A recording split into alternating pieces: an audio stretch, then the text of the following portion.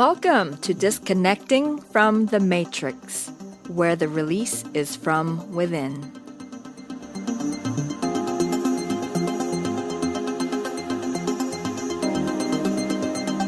Hello, I am your host Alice Kim, and thanks for joining me for episode 10 titled Be, Do, Have.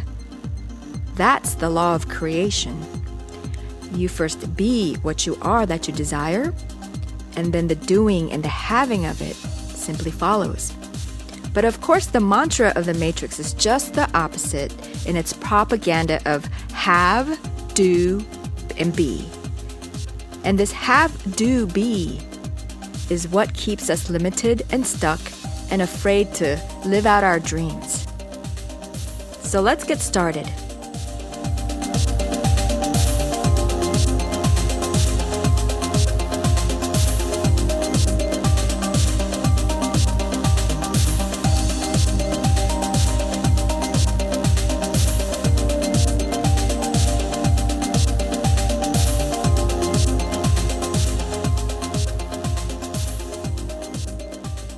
If you were with me on the last episode 9 called Abracadabra, I had a segment that talked about how you create the world of your choosing by first being and then letting the doing and the having of it follow.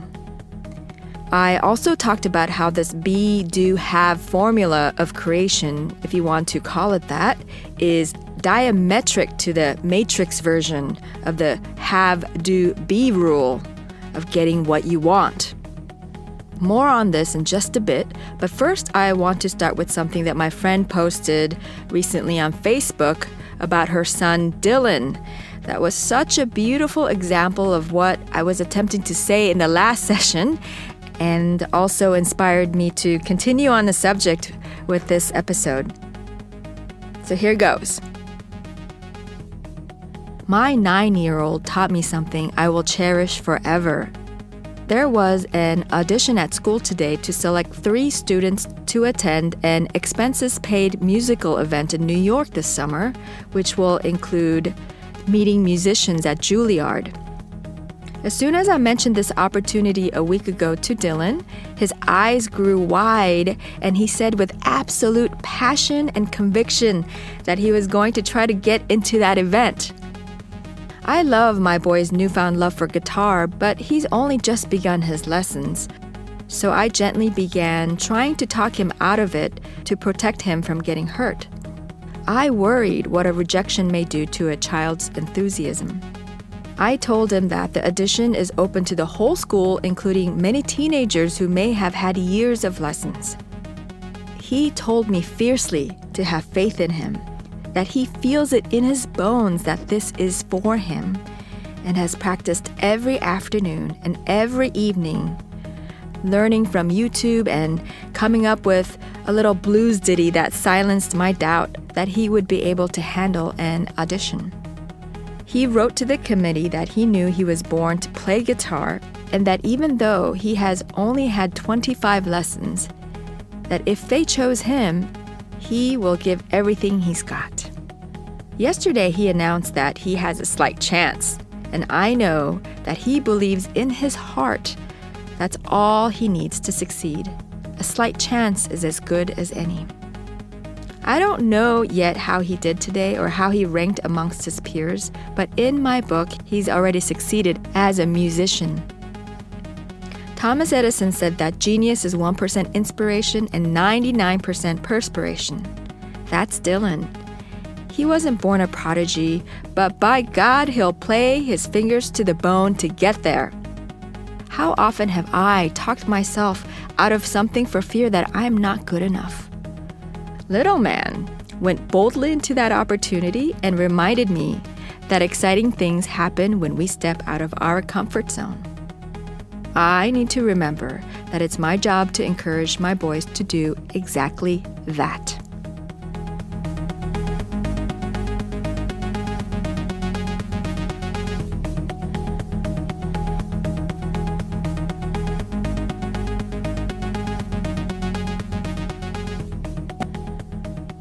Thanks for that very inspirational post, Linda. I'm sure that all of us can relate to Dylan as the young boy or girl that we once were. We all once had that deep passion and desire to be, do, and have anything we dreamed of, and didn't doubt for 1 second that we couldn't have it all. Until, of course, the grown-ups, the authority figures around us came over and squashed all of our dreams, and instead of encouraging us, they told us all the reasons why we can't have it all. How we weren't good enough, we weren't talented enough, we weren't pretty enough, thin enough, smart enough, or weren't born into the right family to live out our dreams. Now, our parents and teachers and all the other adults who knocked us down, for the most part, did that with loving intentions. I know that. They recognized within themselves the same enthusiasm and passion that they once had, only to be disappointed and unfulfilled and humiliated later in life for not being able to live their dreams. Why is that? Because they too heard the same bullshit of no, you can't. Who do you think you are? Stop dreaming from their parents and other adults and decided to believe them and internalize an inferiority complex of, they're right. Maybe I'm not good enough. I'm not smart enough. I'm not whatever enough. And from that moment on, we basically stop maturing. We stop expanding and radiating our light, our self-worth, our self-image, and self-love. Instead, we grow up as adults living mediocre, compromised lives, trying to make sure we don't stand out too much, that we don't rock the status quo. And from that moment on, since childhood, we stunt our growth and live out the rest of our lives as this scorned child. We're afraid to even speak about our desires, our dreams, for fear that the world will ridicule us once again for being dreamers, for being deluded.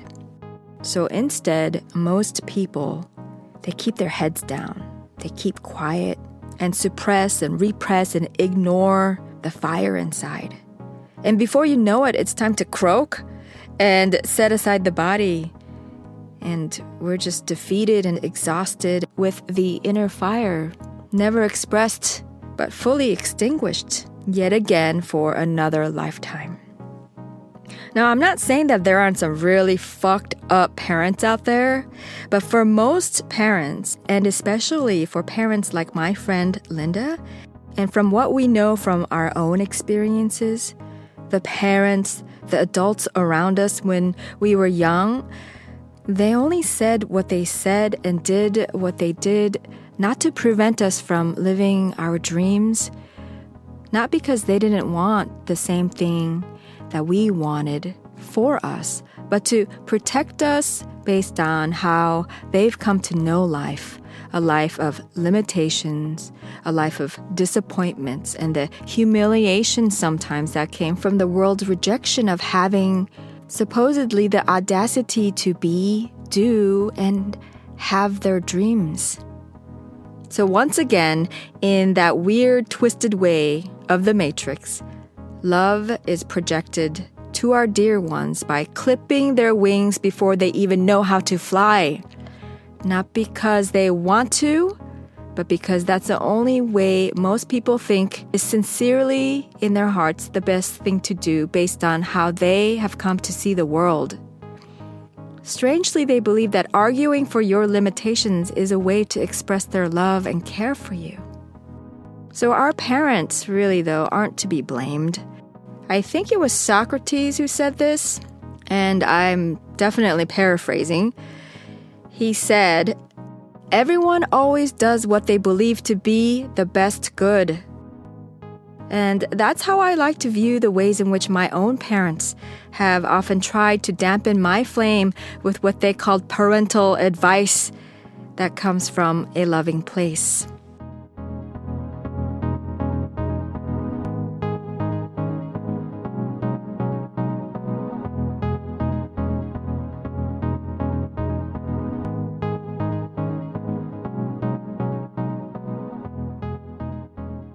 Being doing, having. That's how reality is created. What we be is what attracts energies to come together to appear as if we are experiencing the events, things, and people around us. This is the correct order, if you want to put it in a linear way, that is, of living the life of your choosing, living the life of freedom. You've got to be first, and then the so-called doing and having, they come naturally and easily, as if all on their own. So what is being? It's another word for something I've been saying all along. Being is consciousness. Consciousness is all of what you are. And again, I repeat that consciousness creates reality. As within, so without. As you be, so it is. But the world of the matrix that most people subscribe to, that I am and you are currently in the process of unsubscribing from, releasing from, this matrix, of course, unsurprisingly demands the exact opposite. The propaganda of the matrix that most people have bought into is, instead of the cosmic creative art of being, then simply allowing the doing and the having to glide in to serve you with joy and ease.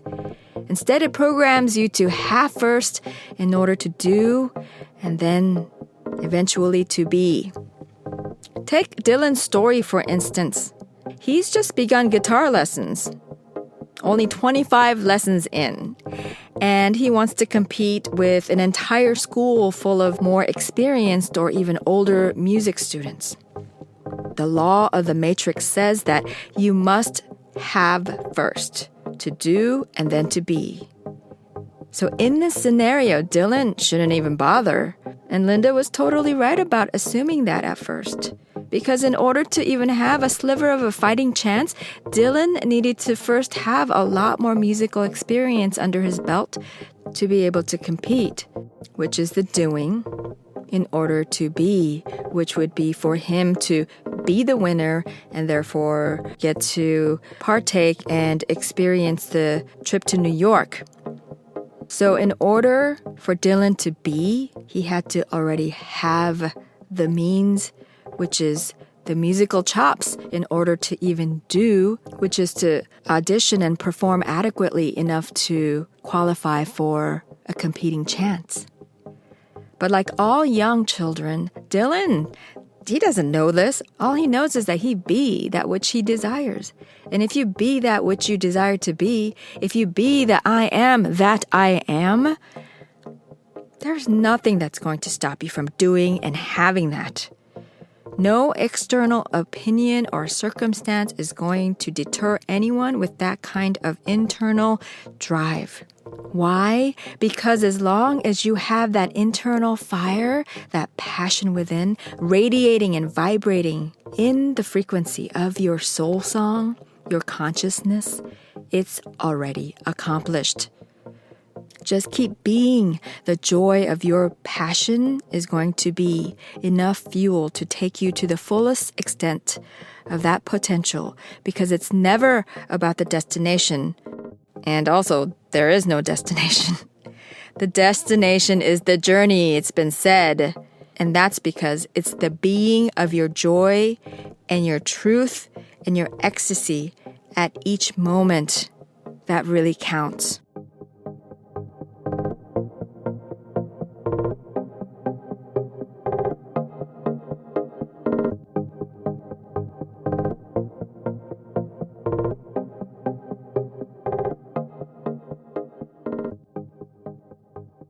Being, doing, and having is the true creative technology that allows for the realization of your desires.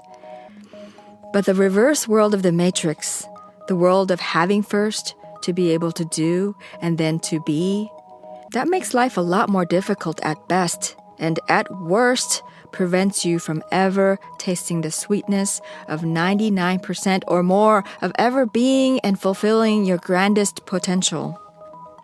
This matrix of your parents, family, friends, colleagues, the church, the media, society, culture, the world. They all make sure you're always pegged into your place, a place you were never meant to be in, and a place that's much too small for what you are. They shut you up and shut you down and lets you have just enough so that you can't complain too much. You have a shitty job that treats you poorly and throws you pennies in return for all your sweat. Yet you've been programmed to justify that you should actually be grateful that you even have a job. Oh, the economy's so bad. I should just be grateful that I have a job. You're in a crappy, unloving relationship, and maybe even an abusive one. Yet you justify it by saying that at least you're not alone. Your body's falling apart, and you convince yourself that at least you're still alive. What the hell is all that about?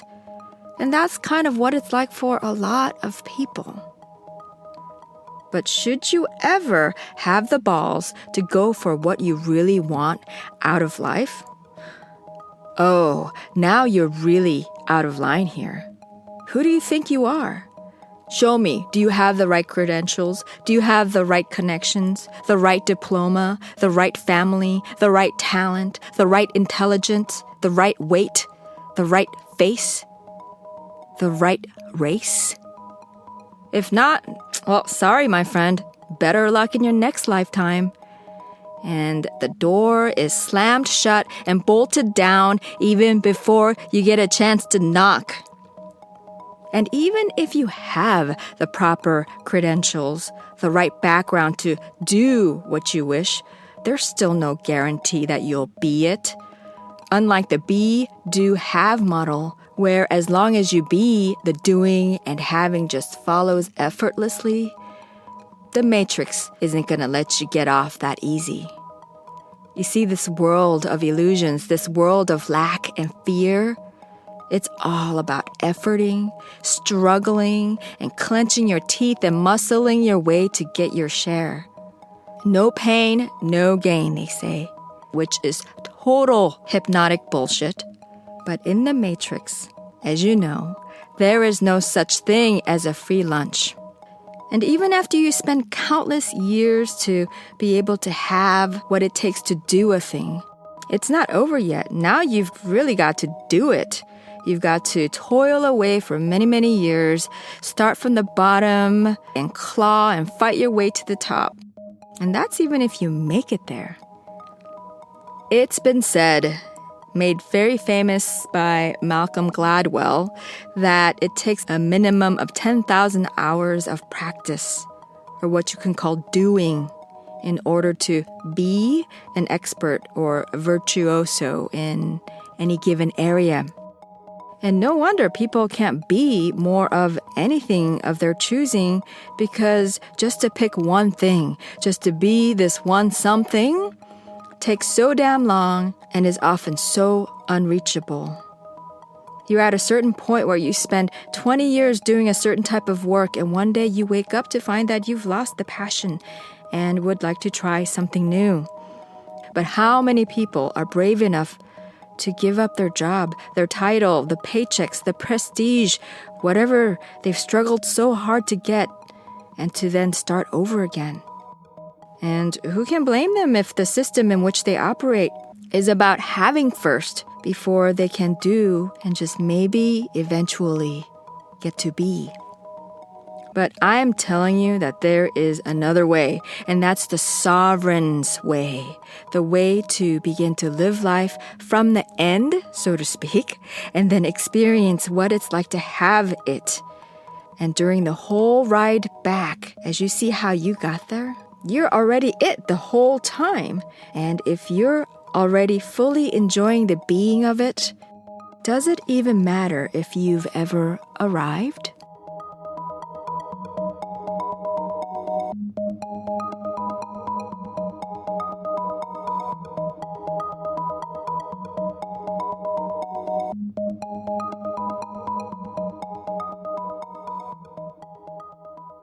Being, doing, having. That's the way of living the life of your choosing. That's the way of living freely in joy and grace and ease. So, what does it mean to be? How do you be your desire, your passion? And what's that about? The way to be is to become it. Get past your head of mentally thinking of what you want and instead feel and embody your desire in every cell, molecule, and atom of your being. Imagine and feel into what you want until it becomes imprinted into your DNA. That's how deep I'm talking about. And you'll know it when you've become it. You'll just feel it in every ounce of your being. And if you can't feel that, if you can't feel into the very core of your being, that's also really great because at least you know that you're not all that passionate about it. And passionless desires don't have enough charge to enter into your reality anyway. So you know not to waste your time, or at least you have an answer to that. And don't worry about the details of the exact outcome. I know there's a lot of groups that say, you gotta just get into every nitty-gritty detail of what you want. Dot all your I's and cross your T's in terms of every little detail of what it is that you want. But I'm sorry to say that method is going to give you a lot more disappointment than fulfillment, because that's a very, very mental way of attempting to create. And using your head is not the most effective way to create your reality. So really, don't worry about the details or having to spell out an exact outcome of something. In fact, don't even go there because, like I just said, it's all mental. Stay out of your head and simply feel into the essence of what you would like to be. In little Dylan's example, it's not about feeling into the scenario of winning this specific audition and going to New York and meeting Juilliard musicians this exact summer. It's not about a specific outcome like that based on what you, in your limited understanding of reality, think should happen. Things are not what they appear to be in this illusory world. And it's not to say that it won't happen this way. It very well could. But by singling out and expecting this one potential to bear fruit, you just threw out the infinite other options and potentials that were available to serve you in ways that blow doors compared to the nearsighted option you adamantly demanded and probably likely won't get because you're forcing the issue. You're controlling it. And one thing consciousness in its freedom does not play well with is control. And this is exactly where people get into trouble. I mean, not trouble, but they don't get to create what they desire. They express their passion, yes, and after a few attempts, what they expect to happen in very linear and exact and controlling terms just doesn't appear to work out. So what do? They quit. And then they make all these self-destructive excuses like, oh yeah, everyone was right about me. I'm not good enough. I'm not talented enough. I'm not whatever enough. Yet they had no idea that the whole time, if they just waited one more hour, one more day, maybe one more week, something even more incredible was making its way to their front door to support their passion. I don't know what happened to Dylan after the audition, but so fucking what if he didn't make the cut? What mattered most and what he inspired in me the most was the fact that he went fearlessly with his passion. And as long as he ignores the appearances of how things look for now within the matrix and keep stoking that fire within his being, there are going to be so much more impressive and much more incredible and grand opportunities waiting in line to greet him. And as long as he is being his passion, then the doing will absolutely always be a joy, and the having or the destination, no matter what it is, doesn't even really matter. Maybe he becomes a celebrated musician. Maybe not. Either way, it doesn't really matter. And that applies to everyone. What matters is not what you think, but what you are. And if you be what you are, as your total I am in the now, moment by moment, is there anything more joyful and grander than that? So please, keep it simple and feel it. Be the essence of what you want and be that now. And then sit back and watch what happens. By being it, what you have now become is the consciousness of it. And again, consciousness creates reality. As within, so without. Earlier, as I read Linda's post, she quoted Thomas Edison that said, "Genius is 1% inspiration and 99% perspiration." But I say that's the old energy way of looking at it, attributing it all in the doing. The newer, leaner, faster, cleaner energy way of creation is the opposite.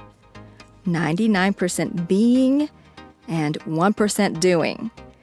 Because whatever the doing happens to be, it won't feel like doing, you see. It will feel like pure joy as long as you be in your passion. So if it's 99% being and 1% doing, then what happened to the having? Where does that fit in? Well, that's automatic, so I guess that will just be a freebie. So thank you, Linda, for your beautifully written post about your son, Dylan, and for allowing me the honor of sharing his story. And fortunately for him, he has a very wise mother who I have no doubt is going to continue to raise him to not ever lose the passion to dive headfirst into what makes his heart, his being, sing the joy of freedom. And before I sign off, here's a parting quote by an unknown author. "The road to success and the road to happiness are two lanes of the same highway. All the toll you must pay is simply being true to yourself."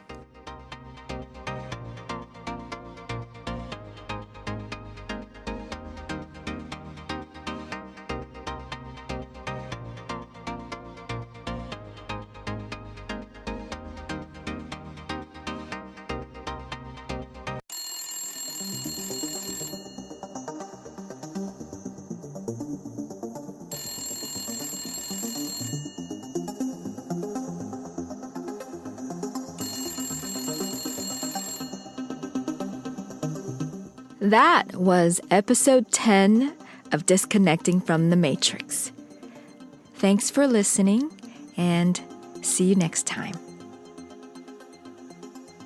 Come on over to the episode webpage. That's disconnectmatrix.com/podcast/10. That's disconnectmatrix.com/podcast/10. And while you're there, please subscribe to my email list so we can stay in touch. Also, if you're on iTunes and are enjoying this show, please consider giving it a favorable rating and review for the benefit of future listeners. To contact me directly, my email is alice@disconnectmatrix.com. I welcome all your questions, comments, and any feedback that you have. Thanks again for joining me. Until next time.